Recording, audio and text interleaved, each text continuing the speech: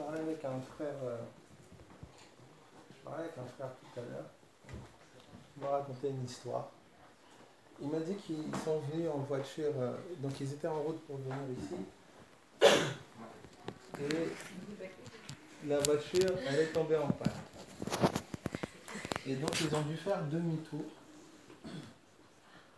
Et la voiture était à 2 à l'heure.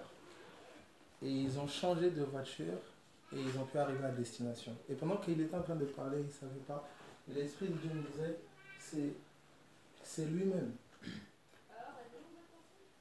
Il y a beaucoup de personnes qui veulent arriver à destination avec un véhicule qui n'est pas adapté pour la destination où tu vas. Et si tu ne changes pas de mentalité, et parfois changer de mentalité, ça implique de revenir en arrière et doucement. Vous savez, on aurait voulu revenir en arrière rapidement et puis être transporté. Mais parfois, le Seigneur nous fait comme revenir en arrière. On a comme l'impression que c'est comme si on ne connaît plus, on ne sait plus comment s'y prendre, on ne sait plus comment faire. On a l'impression de revenir en arrière, de reculer, alors qu'il nous fait revenir en arrière pour mieux aller en avant et arriver à destination. Dans 2 systèmes, si vous prenez quelqu'un qui a 1 million d'euros et qui va dans une nation où la monnaie c'est des cacahuètes, ces 1 million d'euros lui servent à rien.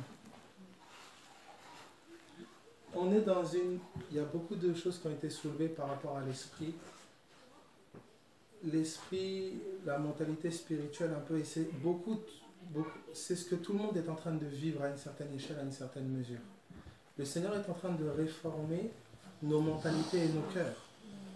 Et c'est parfois déroutant. Parce qu'on a toujours comme ce réflexe de revenir à l'ancien. Vous savez, quand Dieu est en train de nous conduire vers le nouveau, et qu'on ne sait pas à quoi ça ressemble, c'est déstabilisant, parce que là où on était fort, on devient faible. Là où on était intelligent, on a l'impression de devenir bête. Là où on pensait maîtriser et savoir, on a l'impression de ne plus connaître. Et en fait, il nous amène vers ce nouveau. Mais souvent, quand on est justement dérouté à cause des épreuves des situations, on fait comme les enfants d'Israël. Parfois, on veut retourner en Égypte. Et c'est instinctif. Parce que même si l'Égypte fait souffrir, c'est l'endroit où je suis le plus en sécurité parce que je connais. Alors je me rends compte aujourd'hui que le Seigneur est en train de vraiment mener un combat, moi je le vois dans mon propre cœur, dans ma propre vie, où Dieu est vraiment en train de mener un combat pour réformer la mentalité. Mais c'est quelque chose de beaucoup plus gros et beaucoup plus lourd que ce que je pensais. Je ne sais pas si vous permettez qu'on prenne notre texte.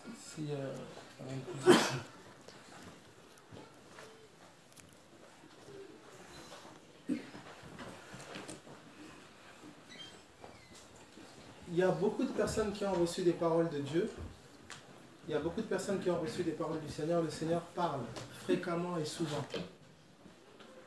Mais le problème, c'est que pour entrer là où Dieu a parlé, si je ne suis pas dans l'esprit, je ne peux pas rentrer. Ce qui fait que ça reste des paroles. Et on va jusqu'à dire parfois, ben oui, mais moi je connais la Bible. Tous ces versets-là, je connais tout ça, j'entends ça depuis que je suis tout petit, etc. Tu peux connaître la Bible par cœur. On peut t'avoir nourri avec des versets depuis le biberon. Mais tu peux ne pas connaître la parole de Dieu. Je répète toujours, les versets, ce n'est pas la parole. Les versets révèlent la parole. La parole est une personne. Donc je peux avec tous les versets là, la tête remplie, mais je n'ai jamais rencontré la parole. La parole ne me réforme pas, elle ne me transforme pas. Si tu rencontres la parole et que la parole ne te transforme pas, tu n'as pas rencontré la parole. Et c'est difficile, aujourd'hui c'est difficile pour occidentaux, pour nous qui avons grandi quelque part dans une culture chrétienne, d'accepter le fait qu'on a peut-être fait n'importe quoi des années. On a peut-être fonctionné d'une certaine manière où le Seigneur nous attendait peut-être autre part. Et on en voit les fruits. On en constate certaines choses. Mais parfois on a fait passer ça sous silence en disant c'est partout comme ça, c'est comme ça. Alors que notre cœur crie et désire la réalité d'en haut. Il y a tellement qui ont renoncé parfois aux rêves que Dieu a mis dans le cœur. Quand je parle de rêve, ce n'est pas une prospérité, une réussite matérielle.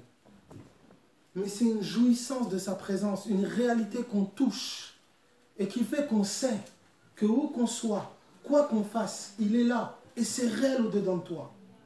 Il n'y a aucun homme qui peut m'apporter ça, il n'y a aucun groupe, aucune église ou système, quoi que ce soit, qui peut apporter ça au cœur d'un homme. Ça vient d'en haut. Alors, il me posait la question tout à l'heure, Abel. Là, un petit moment, là, tout ça, j'étais en train de passer parfois, un groupe où on adorait, on chantait, etc. Il me disait, Abel, tu sais, c'est rare parfois que mes fils se retrouvent seuls avec moi, à jouer et adorer, seuls avec moi. J'ai dit, ah, j'étais en train de dire, comment ça? Tu sais, tu es dans ta chambre, tu es tout seul avec ta guitare, tout seul avec ton clavier. 1 heure, 2 heures, 3 heures, 4 heures, partant dans des mélodies, partant dans des paroles où tu exprimes ton cœur. Et je disais, mais Seigneur, en fait, il me faisait comprendre là, tout à l'heure, pendant qu'on était en train de prier, qu'il y a une vie secrète et il y a une vie publique. Et le système religieux nous a conditionnés et a appris à vivre un christianisme public et image, loin parfois de l'intimité et du secret. Préfère passer des heures dans le secret, dans un cœur à cœur avec lui, te butant la tête à saisir la révélation de sa personne, plutôt que 1 minute avec lui et 15 heures avec du monde. Ou on peut même t'acclamer. Hein. Ah, tu prêches trop bien, c'est fort ce que tu... Non, mais t'es vraiment un jeune pas. Oh, t'as quelque chose. Les hommes, ça élève vite. Mais si tu dois te comparer à un homme ou à quelqu'un, tu te penseras à un niveau, hein, tu te penseras quelque part. Regarde toujours tes yeux. Un chant le disait, regarde-toi dans les yeux de Jésus. Toujours. Alors,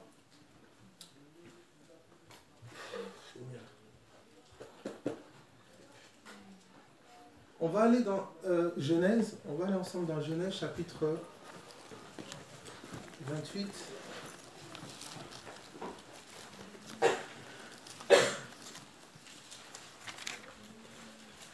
Genèse 28.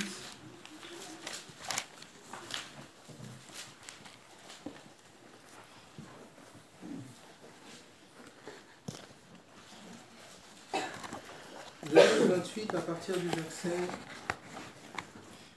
je pense que c'est 10, je pense. Ouais. À partir du verset 10. Jacob partit de Beer-Shéba et s'en alla à Charan. Il arriva dans un lieu où il passa la nuit, car le soleil était couché.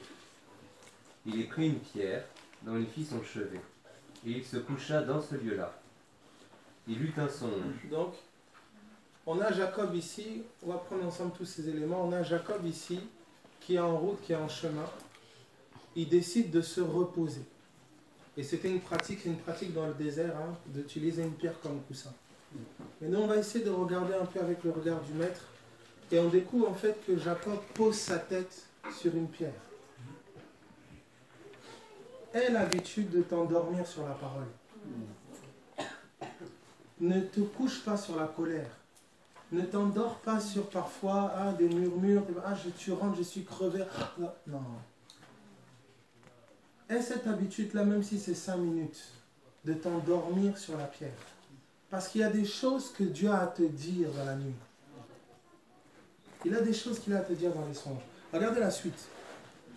Il eut un songe. Il eut un songe, oui. Et voici, une échelle était appuyée sur la terre, et son sommet touchait au ciel. Et voici, les anges de Dieu montaient et descendaient par cette échelle. Et voici, l'Éternel se tenait au-dessus d'elle. Et il dit, je suis l'Éternel, le Dieu d'Abraham, ton père, et le Dieu d'Isaac. La terre sur laquelle tu es couché, je la donnerai à toi et à ta postérité.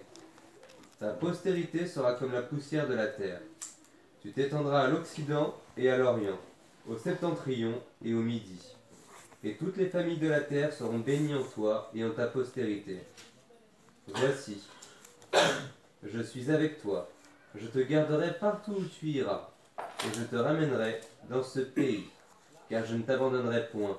que je n'ai exécuté ce que je te dis. Ok. Selon Jean, vous pourrez prendre à la maison, je cite comme ça, il y a toujours les références pour vérifier. Dans Jean 4, 24, on vous dit que Dieu est esprit. Et vous voyez que là, Dieu va rencontrer Jacob dans un rêve. Regardez, pour la plupart des alliances souvent qui ont été faites dans l'ancienne alliance, elles ont été faites dans des songes. Donc à chaque fois que tu vas dormir, c'est pas seulement dormir pour te réveiller le lendemain, ah ben je vais au boulot, je ne sais, non. Tes nuits peuvent être des nuits de rencontre. Je ne sais pas si quelqu'un comprend ce que je dis. Tes nuits peuvent être des nuits de rencontre avec le ciel. Endors-toi sur la pierre. Pas sur les soucis, les préoccupations, les inquiétudes, les un tel a dit ceci, un tel a fait cela. Non. Endors-toi sur la pierre. Alors ici, Jacob s'endort. Vous connaissez le nom de Jacob, vous savez son nom, usurpateur, tout ça, etc. Il s'endort et le ciel vient lui parler. Et il y a quelque chose de particulier. Donc en songe, il voit une échelle et c'est difficile à se représenter. La nuit, tes songes, qui songe beaucoup ici? Qui songe beaucoup? Hein, levez bien la main. Qui rêve beaucoup? Qui rêve pas du tout? Bon, il y en a qui ne lèvent pas la main. Ok. Si tu rêves pas du tout, tu rêves. Tu n'es pas conscient que tu rêves. Donc ça, il n'y a personne qui ne rêve pas. Donc tout le monde rêve. Maintenant, la sensibilité, la manière dont l'âme a été conditionnée, la sensibilité de certains et d'autres vont faire que certains vont être toutes les nuits conscients de leurs rêves, d'autres vont rêver, vont oublier, ils savent qu'ils ont rêvé, mais c'est comme si c'est flou, c'est oublié, et d'autres ont l'impression qu'ils ne rêvent pas. Ta vie de prière va augmenter ta sensibilité par rapport à tes songes et à tes rêves. Le jeûne et la prière, je toucherai à ça. Ne t'endors pas n'importe comment. Tes nuits, là, c'est précieux. C'est comme ça que beaucoup de personnes, parfois, Satan vient aussi la nuit. Avec des rêves bizarres, parfois pervers, des trucs bizarres la nuit. Parce que le monde des esprits interagit avec toi aussi la nuit. Je ne sais pas si je me fais comprendre. Alors, regardez ce qui est dit dans la suite. Il dit, donc il y a une échelle. Il voit une échelle dans le sol. Le haut de l'échelle touche le ciel et le ciel est posé sur le sol et le haut de l'échelle touche au ciel. Et l'Éternel est sur cette échelle-là. Et Jacob est en train de voir des anges monter et descendre sur cette échelle. Cette vision elle est quand même assez étrange. Hein? Qui a déjà fait des rêves bizarres? Tu vois, je ne sais pas, une vache qui surgit. Ça. Voilà, ok. Souvent, c'est un langage. Vous devez savoir que la réalité des songes et tout ça, c'est intimement lié à ton cœur. Le monde spirituel interagit étroitement avec l'état de ton cœur. Tu ne peux pas prétendre à la spiritualité sans prétendre à prendre soin des pensées de ton cœur. C'est illusoire. Tu peux aller tous les dimanches quelque part, tu prêches, tu chantes, tu allumes des bougies, tout ce que tu veux. L'authentique spiritualité, la rencontre avec Dieu se fait dans ton cœur. C'est pour ça que le Seigneur dira, heureux ceux qui ont le cœur pur, car ils verront Dieu. Ce que tu vois est directement lié à comment ton cœur est entretenu. C'est très important. C'est pour ça que Jésus dira, vous êtes déjà purs à cause de la parole que je vous ai annoncée. Un cœur qui garde la parole voit Dieu. C'est comme ça que Jésus dira d'une autre manière, le monde ne me verra plus. Mais vous me verrez parce que je vis et que vous vivrez aussi. Mais maintenant, comment on va vivre? Par mes paroles qui seront en vous, vous vivrez. Alors vous me verrez. Il y a des choses que les disciples peuvent voir, qu'un homme ordinaire ne peut pas voir. Parce que dans son cœur ne réside pas la parole. Il y a des choses que le Seigneur veut te montrer. Ici, quand Jésus dit à Philippe, vous connaissez le chemin. Dans le naturel, ils ne connaissent pas le chemin. Jésus dit, je suis le chemin. Donc, ils étaient avec le chemin sans être conscients qu'ils étaient avec le chemin. Pourquoi ça? Parce que le Saint-Esprit devait venir. C'est le Saint-Esprit qui t'ouvre les yeux sur ce que tu as déjà et dont tu n'es pas conscient. Et le Saint-Esprit est intimement lié à la parole. Tu peux courir des années après quelque chose. Tu sais que ah j'ai besoin de ça, je cours après ça, alors que cette chose-là, tu l'as déjà, elle est en toi. Elle est en toi. Alors, regardez la suite du passage, il voit les anges monter et descendre, et il y a des promesses qui se parlent, parce que Dieu a parlé à Abraham, donc il y a des promesses qui se parlent sur Jacob. Et il y a quelque chose maintenant de troublant, c'est quand Jacob se réveille. Regardez l'attitude de Jacob, regardez. Jacob s'éveilla de son sommeil et il dit, certainement, l'Éternel est en ce lieu, et moi, je ne le savais pas. Donc, Jacob découvre quoi? L'Éternel est ici. Yes, no? Donc Jacob découvre que Dieu est ici, il est là, mais il ne savait pas. C'est-à-dire que pendant tout ce temps, Dieu est là, mais Jacob ne savait pas. Regardez la suite. Il eut peur. Et Donc dit, la première chose, qu'est-ce qui se passe? il a peur. Il a peur, il craint. Il n'y a que la présence de Dieu qui peut établir la vraie crainte de Dieu dans le cœur de quelqu'un. Tu peux faire la morale à quelqu'un tous les matins. Oui, tu ne réalises pas ce que tu fais. Etc. Il n'y a que la révélation de la présence de Dieu qui amène un homme à vivre dans la crainte et le respect de Dieu. Quand Jacob prend conscience que Dieu est là, il change. Vous savez, en ce moment on chante, hein, Dieu est là, Dieu est là. Mais souvent on n'est pas conscient. La preuve en est, c'est que juste après le chant, parfois on oublie qu'il est là. Ou juste après le message, ou je ne sais, on oublie qu'il est là. Alors ça fait une vie où des fois on sait qu'il est là, et une vie où ben, il n'est pas là. Au travail, il n'est pas là. Quand je fais la cuisine, ou je ne sais pas, il est là, il n'est pas là. Ça ne l'intéresse pas, ce n'est pas l'œuvre de Dieu.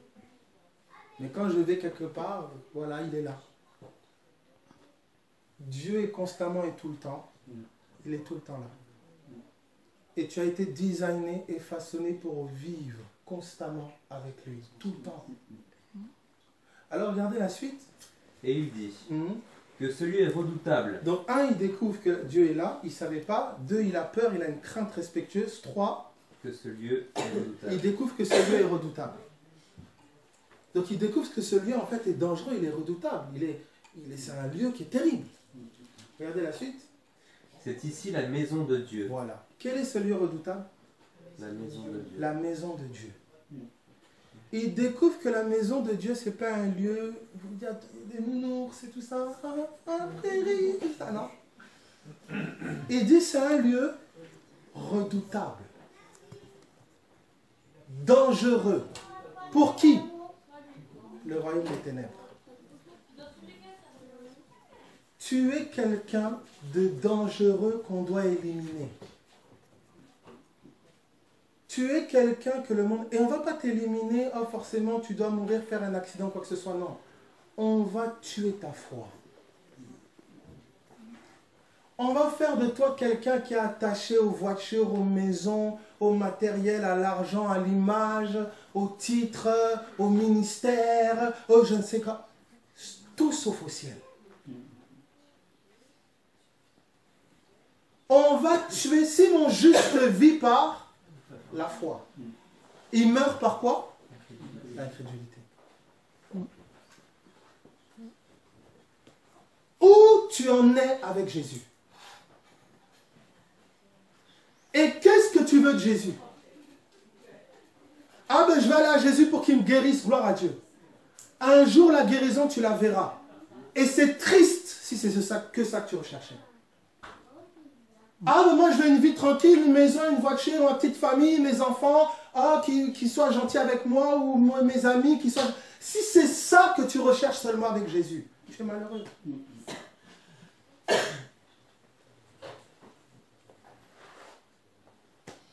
Va interroger ceux qui ont ce que tu cherches là. Et pose la question si la paix règne dans leur cœur. Où tu en es avec Jésus?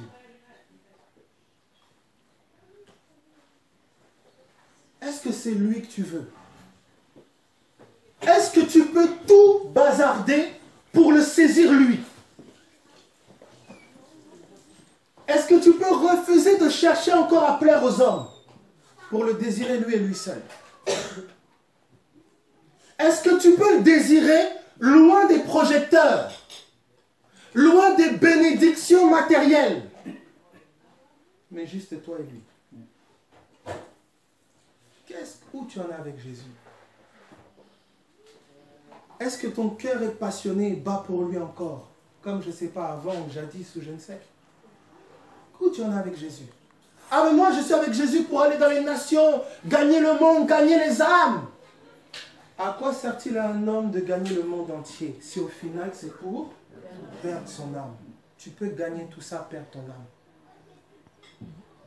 Qu'est-ce que tu veux avec Jésus? Et parfois c'est triste à dire. Mais ça va dire, je veux rien. Ça va peut-être te troubler. Hein. Mais c'est la meilleure réponse que de vouloir rien si ce n'est lui. Parce que tout ce qui te donnera accompagné de sa personne, c'est le mieux pour toi. Ne cours pas après quelque chose que tes yeux voient, que tes mains touchent. Cours après son cœur. Cours après son cœur. Et que si tu ne le fais pas maintenant, un jour la vie te rattrapera. Et tu sauras que ce pourquoi tu t'es battu pendant des années, ça va passer. On ne meurt pas avec son compte bancaire, on ne meurt pas avec sa voiture. Le corps là, il vieillit, il devient moche. Même si beaucoup veulent rester, je ne sais pas comment, ça, bref. Bon, la beauté est relative. Mais le corps là, il vieillit. Tout ce à quoi tu peux t'attacher qui n'est pas Jésus. Tes enfants, ils vont grandir, ils vont se marier, ils vont partir. Ton mari, ta femme, il y en a un jour qui va mourir avant l'autre. À moins que, bon, moi je ne sais pas, c'est mourir en même temps, gloire à Dieu. En vérité, un jour tu constateras une chose, c'est qu'il ne te reste que lui. Et c'est pour ça qu'il est nécessaire parfois pour un homme d'être dans des temps de crise. Vraiment, avec mon petit temps d'année, là, j'ai remarqué que quand l'homme est à l'aise, confortable, il ne cherche pas Dieu parfois.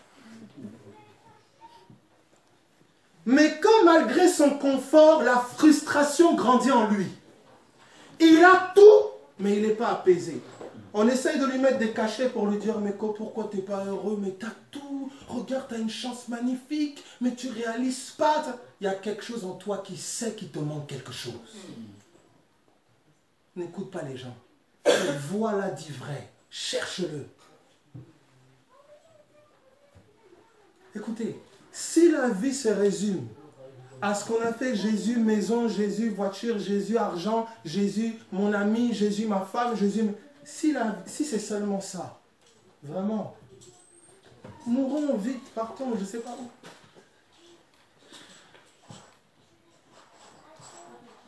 Et c'est triste, hein? Mais le Seigneur en arrive au point où malheureusement, et je le vois pour ma propre vie, c'est que face à un mur, c'est dans la disette, c'est dans le moment où tout semble fermé, que le cœur commence à se remettre en question et chercher Dieu. Tu n'es pas en bonne santé pour t'amuser, pour jouer. Tu es en bonne santé parce que c'est une grâce pour toi d'aller chercher son cœur. Jeune, plus âgé, quoi que tu sois, tout ce qu'il y a dans tes mains est une bénédiction pour t'amener à connaître son cœur davantage. Si tu fais de la bénédiction, le but et l'objectif, malheur à toi, un jour tu pleureras. Mes amis, on peut mourir demain, après-demain. Personne ne connaît son heure, personne. La question, c'est celle-ci qui restera avec nous. C'est qu'en est-il de ma relation avec Jésus? Alors, je termine sur ce texte, regardez ce qui est dit. Il découvre que celui est redoutable. Donc il découvre une échelle où les anges de Dieu montent et descendent, et il découvre que ce lieu, c'est quoi? La maison de Dieu. Alors pour ceux, je ne vais pas refaire tout l'enseignement sur la maison de Dieu, vous savez que ça n'a rien à voir avec un tas de briques. C'était l'ancienne alliance. Dieu n'habite pas dans des temples faits par la main de l'homme. Donc ça, je le répète toujours, tout objet matériel qu'on sacralise, c'est de l'idolâtrie. C'est simple. Tu fais d'un lieu quelque chose de sacré, je ne sais pas quoi, machin, c'est de l'idolâtrie. Le lieu dans lequel Dieu veut résider, c'est nos cœurs. Nos cœurs tous réunis forment la maison de Dieu. C'est ce que Pierre dira. Édifiez-vous pour former une maison spirituelle. Claire. Maintenant, est-ce qu'on peut aller quelque part? Gloire à Dieu, ce n'est pas un péché. Mais si vous faites passer ce lieu avant les gens, c'est déjà l'idolâtrie. On est dans un lieu à 1 million d'euros, on est 2 dans le lieu. Et puis, on met la corde au cou aux gens pour qu'ils payent le grand lieu, alors qu'il y a des gens qui sont là, qui ne sont pas payés leurs factures, et des gens qui pleurent, il y a d'autres personnes qui souffrent, il y a d'autres personnes qui... C'est pas l'église. Ça va pour tout le monde, ça? Bon, je ne vais pas revenir là-dessus. Ça va? Alors, il dit la maison de Dieu que ce lieu est redoutable. Alors, allons ensemble dans Jean, chapitre 3. Jean 1 ou 3, oui.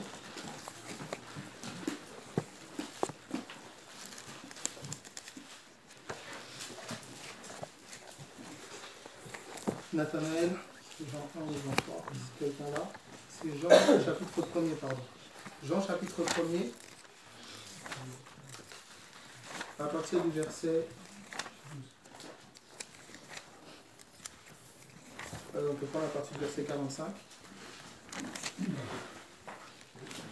Ou 44. Ça va, je prends. Philippe était de Bethsaïda, de la ville d'André et de Pierre.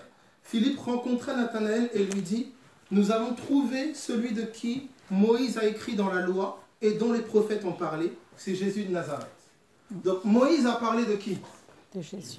Les prophètes ont parlé de qui? De Jésus. Donc quand je vais dans l'Ancien Testament, le livre de Genèse, c'est le livre de qui? De Moïse. Donc quand je vais dans l'Ancien Testament, le sujet de conversation des prophètes, c'est qui? C'est Jésus. Si tu vas dans l'Ancien Testament, tu ne vois pas Jésus, tu n'as pas vu le sujet de conversation des prophètes. Est-ce que ça va? Donc ça, mes amis, ça, désolé, ça ne peut pas être appris à l'école. C'est comme ça que quand Pierre dit « Qui dit-on que je suis ?» Il dit « Tu es le Christ, le Fils de Dieu vivant. » Et dit « Ce n'est ni la chair ni le sang qui t'ont révélé ça. » Sous-entendant que ce n'est pas un homme, ce n'est pas une école. C'est mon Père qui est dans les cieux. Moïse a parlé de Jésus. Les prophètes ont parlé de Jésus. C'est pour ça que Jésus disait aux pharisiens, si vous croyez vraiment Moïse, vous me croiriez. Ça veut dire que les pharisiens avaient les écrits de Moïse dans les mains sans comprendre le sens de ce que disait Moïse. C'est ce qui arrive beaucoup.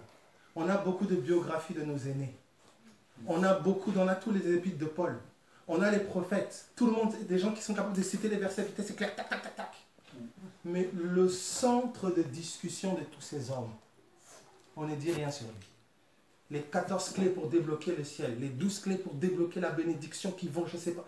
Écoutez, il y a une seule clé, un seul message que tous les prophètes ont eu, c'est Jésus. Jésus agneau, Jésus pain de vie, Jésus manne, Jésus pierre angulaire, Jésus lumière, Jésus arbre de vie. Jésus, Jésus, Jésus. Si on vous prêche autre chose que Jésus-Christ, c'est du mensonge. Ne soyez pas politiquement correct. Ah, pour être sympa, je vais écouter, on ne parle pas de Jésus. Tu perds ton temps. C'est un temps précieux où tu dois chercher sa face. Parce que demain, le feu peut arriver. Tu ne diras pas face au feu, face au cancer, face à la maladie. Non, j'étais le dimanche quand j'allais le matin, parce que bon, c'était sympa, cool. Cancer, il se moque de cool. Démon, il se moque de sympa. Le temps que tu as précieux, cherche Jésus. Ne joue pas. Le système religieux anesthésie, endort le peuple.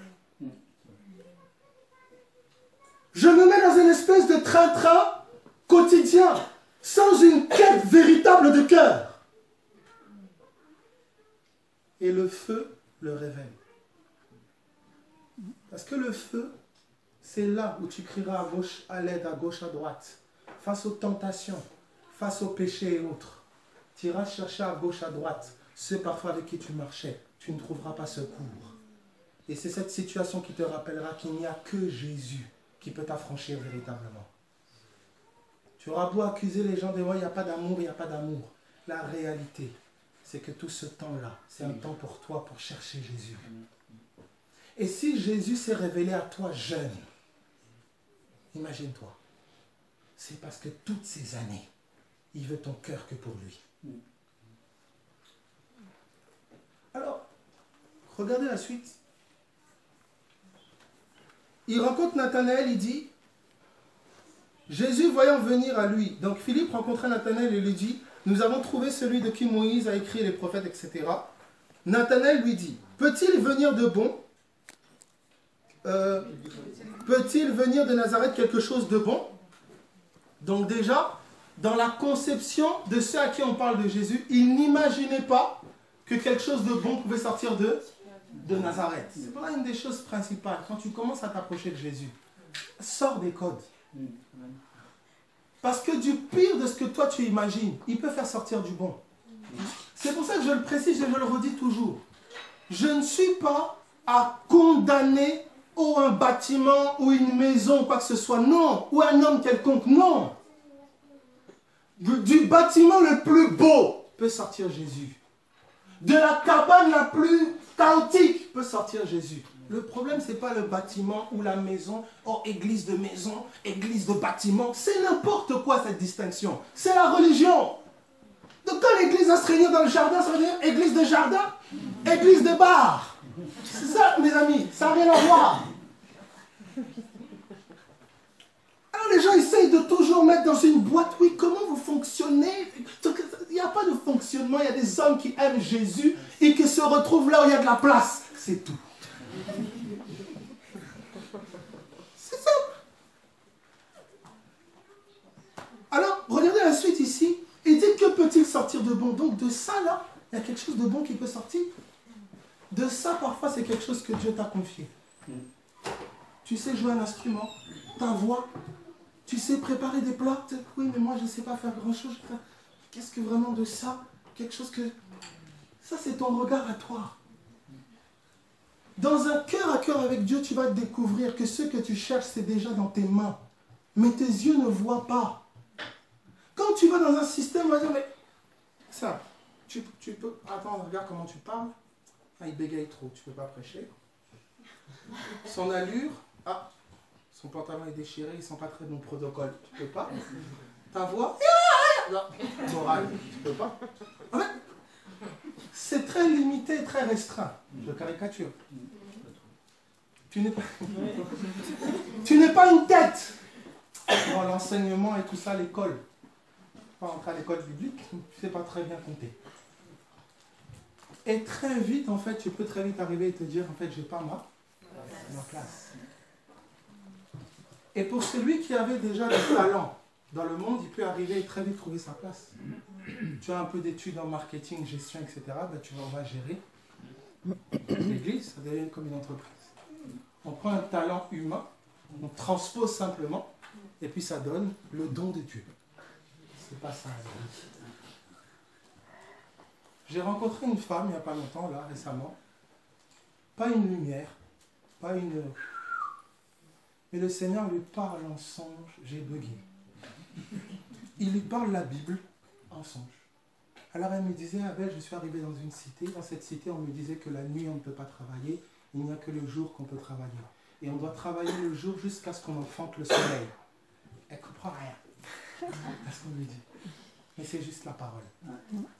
Et je me rends compte en fait que n'importe quel cœur qui cherche sincèrement la parole, qui cherche en fait Christ sincèrement, Dieu parle.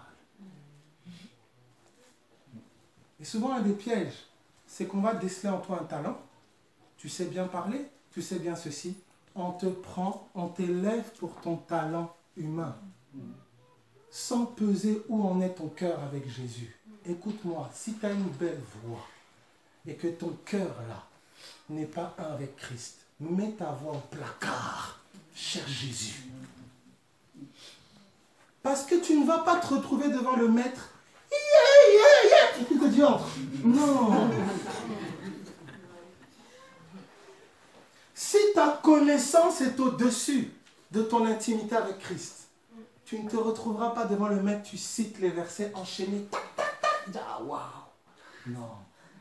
Si tu sais que tu as encore l'amertume envers ton frère, ta soeur, tes parents, la colère envers ton mari, ta femme. Tu sais que tu es nerveux, nerveuse, stressé ou je ne sais. Tu connais ton cœur. Cherche Jésus. Cherche le cœur du Seigneur. Perds pas le temps.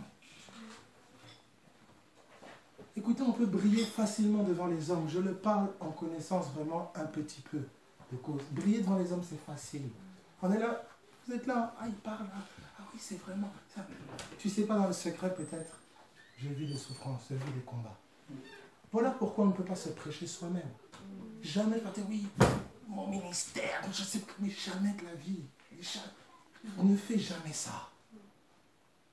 Parce que là où les hommes, ou là où toi-même tu vas te positionner, c'est peut-être pas là où le ciel te voit. Reste caché avec le Seigneur. Si le Seigneur te fait la grâce de t'utiliser là ou là, rends grâce à Dieu, tu n'es pas spécial. Et que chaque chose qu'il te fait vivre avec lui soit l'occasion pour toi de le connaître plus. Pas de chercher à ce que les gens t'acclament ou autre. Vous savez, si tu as été pendant une longue période dans une fonction où tu faisais quelque chose, si Dieu t'arrête, c'est pas parce qu'il ne t'aime pas.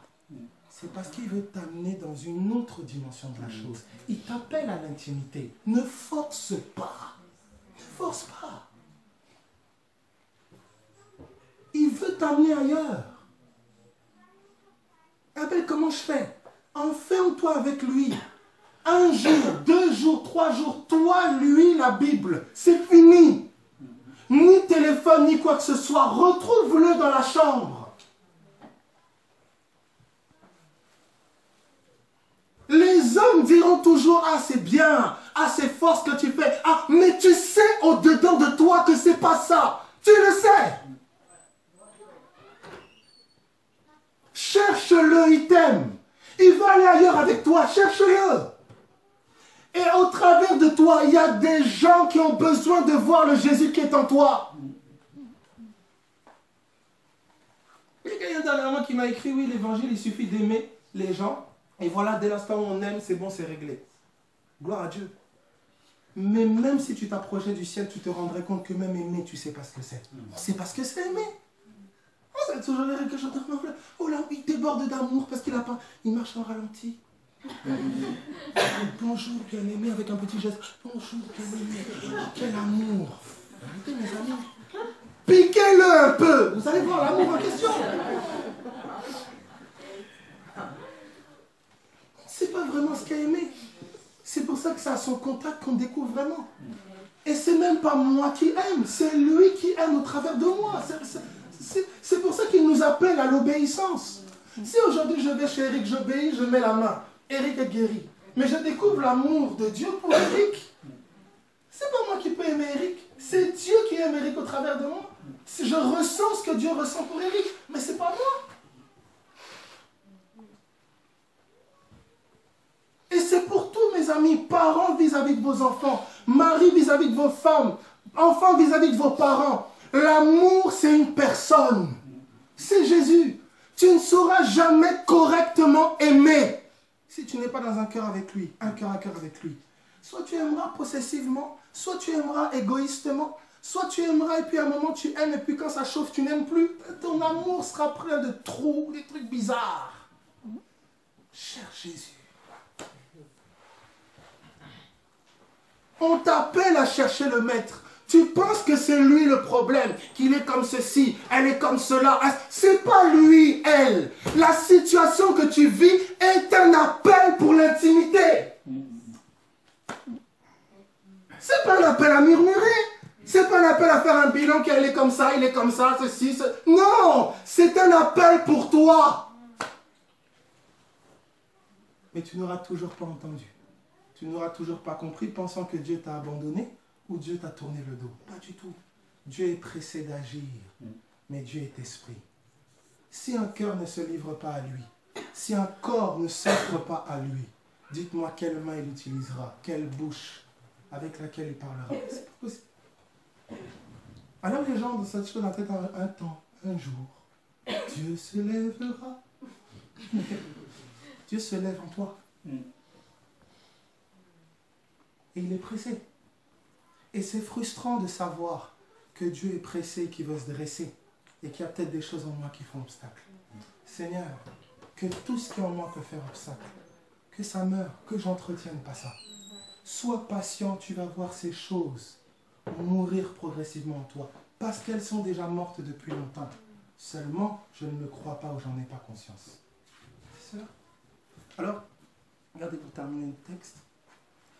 Il dit, Nathanaël lui dit, peut-il sortir de bon de Nazareth quelque chose, peut-il sortir de Nazareth quelque chose de bon? Philippe lui répondit, viens et vois. Jésus, voyant venir à lui Nathanaël, dit de lui, voici vraiment un Israélite dans lequel il n'y a point de fraude. D'où me connais-tu? Lui dit Nathanaël. Jésus répondit, avant que Philippe t'appelle quand tu étais sous le figuier, je t'ai vu. Et ça, c'est quelque chose, il faudra un peu soulever ton cœur là. J'ai expliqué par rapport à l'intercession. Quand tu pries pour quelqu'un.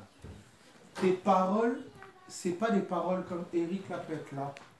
J'insiste sur ça. Vous qui avez des proches, je le vis, je le vois dans ma famille. Vous qui avez des proches qui sont endurcis, qui n'écoutent pas tout ça, change ton langage, mon Dieu. Arrête de parler la mort. Parle comme un fils de Dieu. Ce n'est pas une méthode. C'est ce dont ton cœur est rempli. C'est ce que ta bouche va parler. Va au contact du Seigneur. Il va changer ton regard sur cette personne. Il va remplir ton cœur de ce que lui voit et pense. C'est ce que tu vas parler. C'est la vie qui sort. Regardez. Quand le centenier romain est venu voir Jésus pour son serviteur malade, est-ce que Jésus est allé voir le serviteur? Non, le centenier lui a dit quoi? Dis seulement, une parole et mon serviteur sera guéri. Est-ce que Jésus était à côté du centenier? À côté, par exemple, du serviteur? Non. Il a parlé? Oui. Le serviteur a été guéri? Oui. C'est que sa parole là, ce n'était pas une parole que tu dois entendre avec les oreilles. Le serviteur n'était pas là. C'est pas une parole que non. Quand j'y parle, il ne veut pas écouter. S'il ne veut pas écouter avec ses oreilles, c'est pas un problème. C'est toi qui en fais un problème. Lazare est mort. Lazare, sors. Louis de Lazare fonctionnait? Non. La parole de Dieu ne s'adresse pas à tes oreilles. Elle s'adresse à ton être. C'est pourquoi même lorsque tu es fatigué, tu en as marre, tu ne veux pas écouter, tu n'as pas envie. Mets la parole de Dieu dehors à côté. Je vous dis, les enfants, tout ça, toutes les personnes, mettez-les là où il y a l'atmosphère de la parole. Vous allez être surpris. Non, maman, tu dois te repentir. Ah là, ça, c'est pas la parole. Pardon. Vous allez voir la parole sortir. Parce qu'elle s'adresse à ton être. Elle ne s'adresse pas à tes oreilles. C'est pour ça que quand Jésus dit à Matthieu, viens, suis-moi, il laisse le péage tout ici. Tous ceux qui sont appelés, même lorsque tu ne veux pas y aller, il y a quelque chose en toi, c'est pas à l'aise. Même quand tu vis une vie déréglée, il y a quelque chose en toi qui dit, je ne peux pas continuer comme ça. C'est pas ma vie, ça. C'est pour ça que quelqu'un qui est né de nouveau, on ne force pas. On excite simplement la vie qui est en lui. C'est fini. Force pas. Pourquoi les 12 ont dit où irions-nous et 60 sont partis, ce que Eric a cité tout à l'heure. Les 12, il les a appelés. Vérifiez juste après, il dit c'est moi qui vous ai. Il les a appelés. Donc en fait, leur être ne voyait pas où autre part aller. Parce que la voix de l'esprit les a appelés.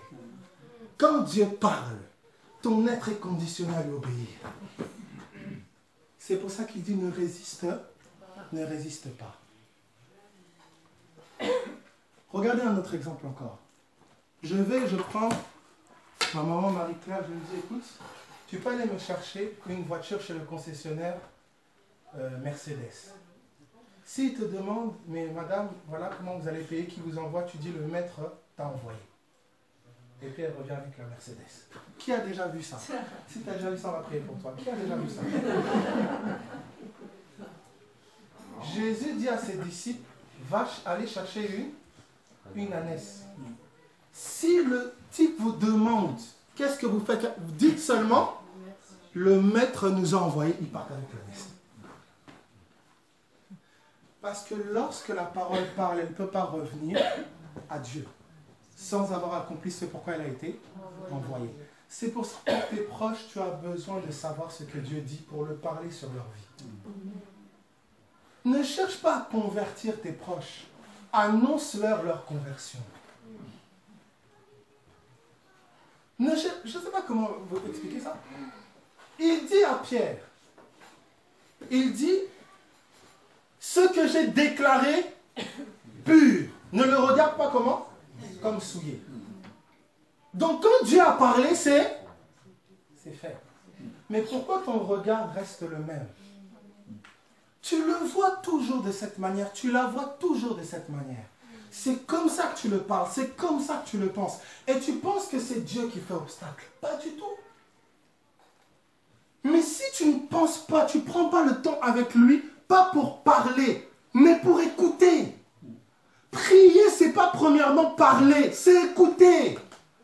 Il veut te communiquer son regard. Un chant tout à l'heure disait ça, si je ne me trompe pas. Communiquer son regard. Il appelle Abraham. Abraham n'a pas un enfant. Il n'en a pas. Il dit Abraham, père d'une multitude. Abraham sans doute a dû regarder, il dit père d'une multitude. Tu m'appelles comme ça. Père d'une... Dieu ne voit pas et ne parle pas comme nous on pense, nous on voit. Et c'est ça le problème. Commence à annoncer, tu vas te convertir.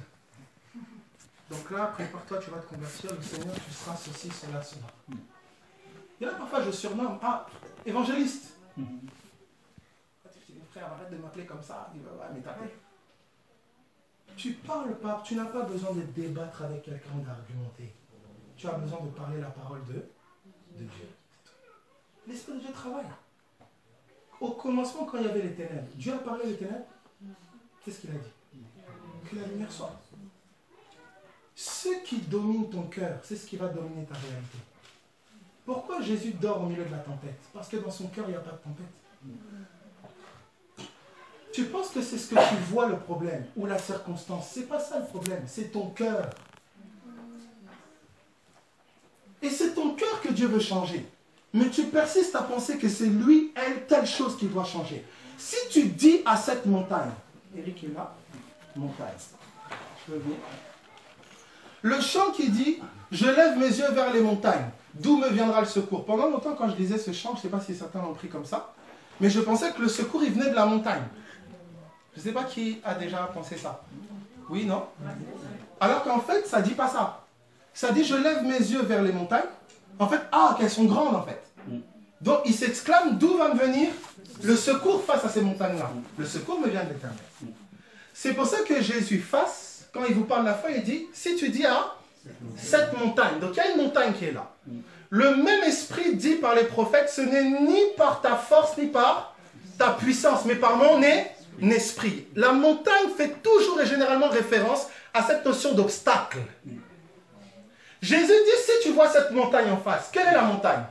Ma fille, mon fils, ses addictions, ma fille, ses addictions, mon mari, son caractère, la violence dans notre foyer. Prends la montagne que tu veux. Il dit, si tu dis à cette montagne, ôte-toi de là et jette-toi dans la mer.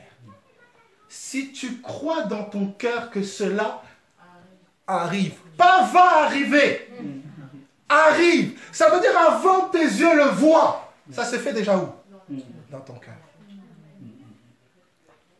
Or, le secours te vient de qui? De l'Éternel. C'est dans la prière que dans ton cœur, Dieu va œuvrer le déplacement de la montagne.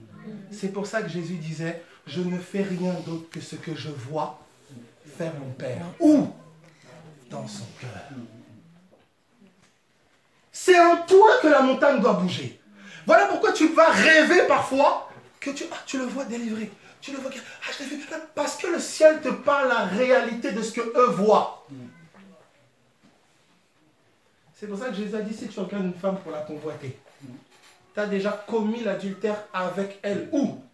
Dans ton cœur. Le cœur est un lieu où tu rencontres Dieu et où tu agis avec Dieu. L'extérieur n'est que la manifestation de ce qui est censé prendre place en toi. Si ta fille, si ta fille n'est pas changée en toi, Dieu t'appelle de ta famille. Une famille parfois peut-être chaotique. Dieu ne t'appelle pas pour que tu parles comme tous les membres de la famille. Ah non, ma famille, c'est même pas la peine. Mon père, laisse tomber. Alors lui, le jour, tu vas penser parler comme ça. Est-ce que vous pensez que Israël, Jacob et ses 12 fils, c'était pas chaotique? 4 femmes, des fils à gauche, à droite. Un qui va avec la belle-mère de l'autre. Quel rapport entre les... C'était chaotique. Une qui se fait violer, les autres vont tuer. Ils livrent leurs frères. Regardez. Dieu les a laissés. Jamais. C'est toi qui dans ta tête, tu réduis Dieu. Et tu penses que c'est Dieu qui ne veut pas bouger. Non. Il veut bouger en toi. D'abord. Ah, mes frères, mais il y a des personnes, Dieu ne bouge pas forcément en eux, mais il y a ça bouge, etc. Un, tu n'es pas ces personnes-là. Deux, écoute ceci. Si Dieu passe par ton canal, tu ne comprends pas. Il peut bouger dans le cœur de quelqu'un pour tes proches. À toi. C'est ce qu'on appelle le fardeau. Tu peux voir un couple là, le mari est converti, la femme elle n'est pas convertie, ou la femme est convertie, le mari n'est pas converti. Dieu veut bouger au travers de la femme. Il te dit, tu n'es plus sa femme d'abord, tu es ma fille.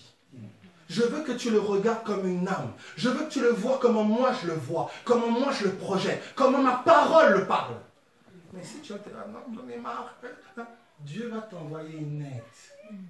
Pas pour que l'aide te dise, je te comprends dans tout ce que tu vis. Oh là là. Non. Mais pour te communiquer la parole qui va te sortir du fossé. Alors, terminons sur Jean. Regardez Jean, pour cette fameuse échelle. C'est l'échelle où je vais arriver. Nathanaël. Il dit, d'où me connais-tu, lui dit Nathanaël. Jésus lui répondit, avant que Philippe t'appelle, bref, je t'ai vu. Nathanaël répondit et lui dit, Rabbi, tu es le fils de Dieu, le roi d'Israël. 49, verset 50. Jésus lui répondit, parce que je t'ai dit que je t'ai vu sous le figuier, tu crois. Tu verras de plus grandes choses que celles-ci. Et il lui dit, en vérité, vous verrez désormais le ciel ouvert et les anges de Dieu monter et descendre sur le Fils de l'homme. Jésus est en train de dire ici à Nathanaël, vous allez voir les anges de Dieu monter et descendre sur le Fils de l'homme. Quand Jacob s'endort, il voit une échelle dont les pieds touchent le sol et la tête de l'échelle touche le ciel. Et quelle était l'activité sur cette échelle? Les anges de Dieu montaient et descendaient. Jacob n'a vu Christ que comme l'échelle qui connecte le ciel et la terre. Ta connexion avec le ciel, c'est Jésus. C'est pas parce que tu te mets dans des courbures où tu... Oui, j'entre, je me connecte. Non. Ta connexion avec le ciel, c'est sa présence. Chéris sa présence, tu chéris ta connexion. Oh non, je vois le ciel qui est fermé, j'ai beau prier, ça ne monte pas. Ça ne monte pas. C'est pas ça le thème. C'est ton cœur. Quelle est la place que tu fais à l'échelle? Tu as mis tes soucis à la place de l'échelle. Tu as mis tes préoccupations à la place de l'échelle. Tu pries même d'après tes pensées, tes raisonnements, non plus d'après l'échelle. Quelle est la place que tu fais à l'échelle? C'est lui qui est ton Wi-Fi avec le ciel. C'est Jésus. Est-ce que ça va? Et qu'est-ce que Jésus dit de sa maison? Ma maison sera une maison de quoi? De prière. Quand le Seigneur a demandé aux apôtres d'attendre la promesse du Père, on dit que tous les jours ils priaient. Quand Ananias a été envoyé vers Paul, quand l'Esprit de Dieu parle à Ananias pour lui dire va voir Paul, il dit car il prie et il lui a été montré dans une vision. Quand Pierre était enfermé en prison, l'Église adressait quoi? Des prières sans arrêt. À chaque fois que vous regardez qu'une promesse a été libérée, la prière était la piste d'atterrissage à la promesse. On n'attend jamais passivement, célestement. L'attente se fait dans la prière. Dans un cœur qui est constamment les yeux tournés vers le ciel. C'est cela. C'est pas un jour, un jour. Inch'Allah. Il n'y a pas de Inch'Allah chez nous. Il y a juste Jésus. Prie. Abel, qu'est-ce que tu entends par prier? Prends ton temps avec Dieu dans ton cœur. Que tes pensées s'élèvent vers le Seigneur. Prier, ce n'est pas forcément d'avoir ta bouche qui se parle. Oui, alléluia, tu es la nuée, la marée. Tu ne sais même pas ce que tu racontes.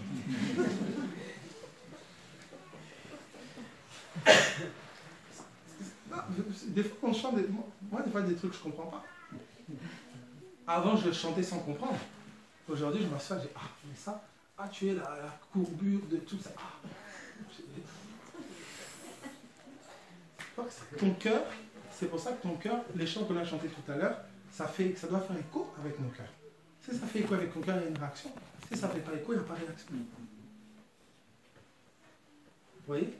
C'est cela. Ça doit faire écho avec ton cœur. Quel que soit que le chant soit préparé ou pas. Que le chant soit un chant qu'on a préparé ou je ne sais pas quoi, un chant inspiré. En fait, le point est le même. C'est que ça doit faire écho avec le cœur. Le chant de quelqu'un peut faire vibrer mon cœur. Un chant inspiré peut faire vibrer mon cœur. C'est ça. Mais c'est le cœur. C'est le lieu, c'est la chambre de prière. Si ton cœur est rempli de préoccupations, de soucis, de machin, etc., ça va être flou, ta communion avec lui. C'est pour ça, prends le temps. Qu'est-ce qui balaye le cœur? C'est la parole. Sois là où la parole est prêchée. Immerge-toi, écoute les louanges, écoute la parole de Dieu. Ça va faire un espace pour le ciel dans ton cœur. Et c'est pour ceux qui prient en langue. Priez en langue. Pas des baba chica du dimanche matin. Baba? Non. C'est quelque chose qui doit être fluide et continuel. Lorsque tu pries en esprit, ton esprit est en prière. Si je dis à Eric, je prends soin Eric comme exemple, non? Si je dis à Eric, Eric, demain tu vas devenir le PDG de Apple. Si Eric a 3 ans, non, je ne vais pas dire Eric n'a pas 3 ans. Il n'a pas un enfant. Voilà, si je prends cette petite ici. Voilà, elle n'a pas 3 ans, elle a 12, 12. Voilà.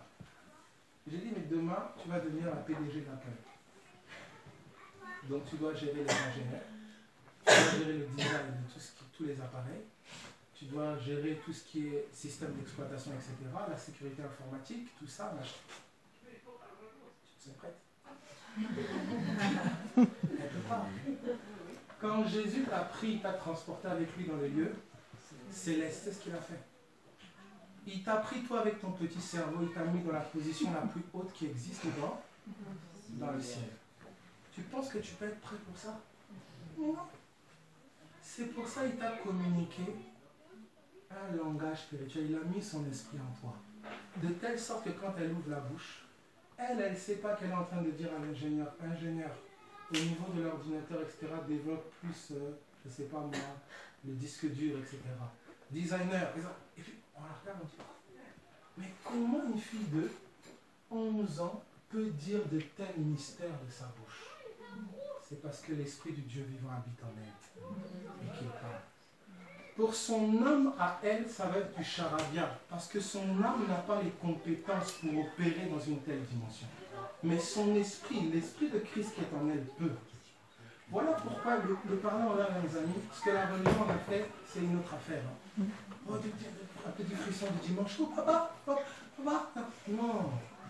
C'est un langage spirituel réel qui te donne de parler des mystères célestes à tout ce qui est divin.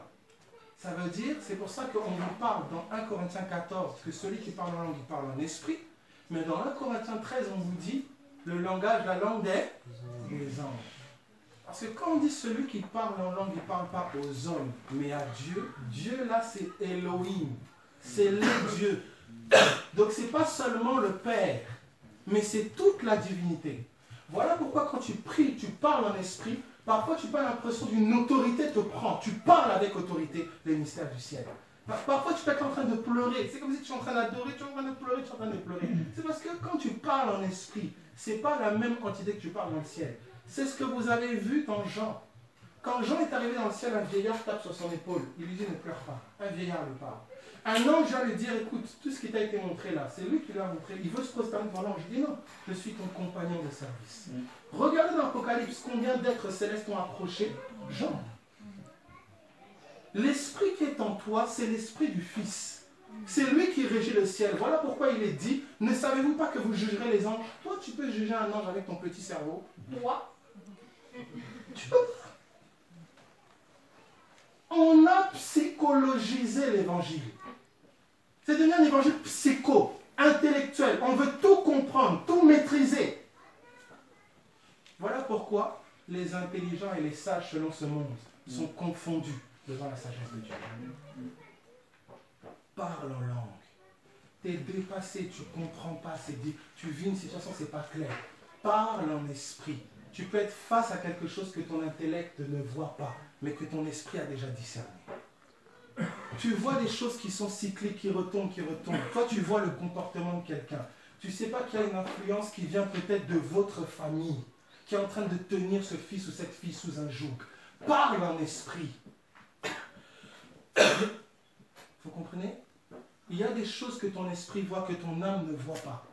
Pourquoi Jésus ne parlait pas en langue? C'est parce qu'il vivait dans l'interprétation permanente. C'est à cause de ton âme que ce que ton esprit dit est comme du charabia. C'est à cause de ton âme. C'est pour ça que Paul dit, prie pour l'interprétation. Quand la langue spirituelle est interprétée, ça devient la prophétie. Tu parles sous inspiration, simplement. Mais c'est charabia parce que ton âme ne comprend pas. C'est pour ça que tu prophétises, parlant en langue, tu as des visions, tu as des songes. Ces trois choses-là dont Joël a parlé ont besoin d'interprétation. Parce que ton âme ne comprend pas. Mais l'âme de Jésus n'avait aucun filtre, elle était pure. C'est pour ça que des fois il donnait des réponses, on a l'impression qu'il répond à côté. Sa mère lui dit, mais donne-leur du vin. Qu'y a-t-il entre toi et moi, femme? Mon heure n'est pas encore venue. Parce que dans l'esprit, vin, c'est quoi? C'est... Jésus vivait continuellement et parlait dans l'esprit. C'est pour ça qu'il disait, pourquoi ne comprenez-vous pas mon langage?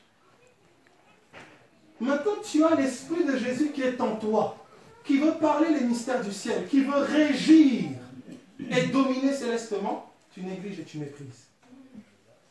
Prie en esprit. Ma maison sera une maison de prière. C'est ça, soyez bénis.